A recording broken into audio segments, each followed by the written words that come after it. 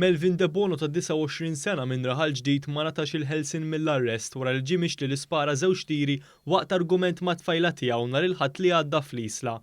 De Bono wieġeb mhux ħati għall-akkużi miġjuba kontrih fosthom li kellu fil-pussess tiegħu arma tan-nar mhux liċenzjata, naqas milli jinforma lill-pulizija li għandu l-arma tan-nar fil-pussess tiegħu, attakka mara b'teddid u li kiser ukoll il-kundizzjonijiet tal-libertà proviżorja. Il-prosekuzzjoni mmexxija mill-ispetturi Clayton Camilleri u Audrey Mikallef qalet li l-pulizija marru fuq il-post immedjatament meta waslilhom ir-rapport fejn hemm sabu lill-akkużat. Waqt it-tfittxijiet li għamlu fil-karozza ta' De Bono, il-pulizija sabu arma tan-nar u kważi 19,000 fi flus kontanti. Fuq ix-xena tar-reat instabet qoxra ta' balla, bil-balla instabet imwaħħla ġol ħajt.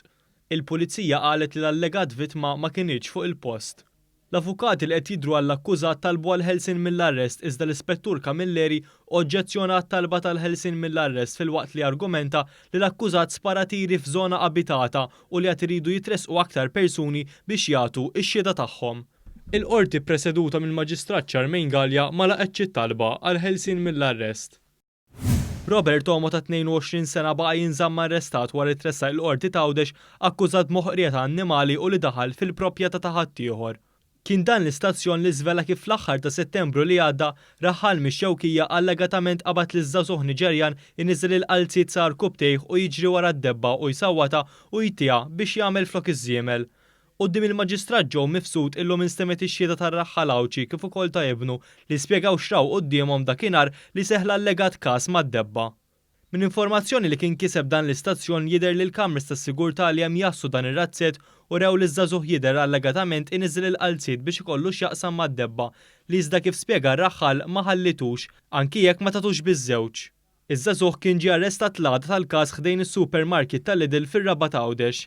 Il-prosekuzzjoni tmexxiet mill-Ispettur Bernard Charles Piteri. Is-sentenza mistennija tinqata fid-29 ta' Ottubru li ġej fil-Qorti Tgħawdex. Raġel li kien ingħata l-ħelsien mill-arrest fuq każ ta' serq baqa' jinżamm arrestat brabta ma' każ ta' serq ieħor. L-akkużat li għandu 43 sena qed ikun mixli li saraq 500 euro mingħand mekkanik fis-7 Ottubru li għadda, dan wara li allegatament aljena lil mekkanik.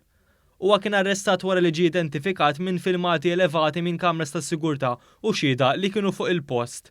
L-imputat kien akkużat ukoll li kiser il-kondizzjonijiet tal-libertà proviżorja li ngħata f'Ġunju li għadda u kiser ukoll il-kundizzjonijiet tal-libertà proviżorja li ngħata sena ilu.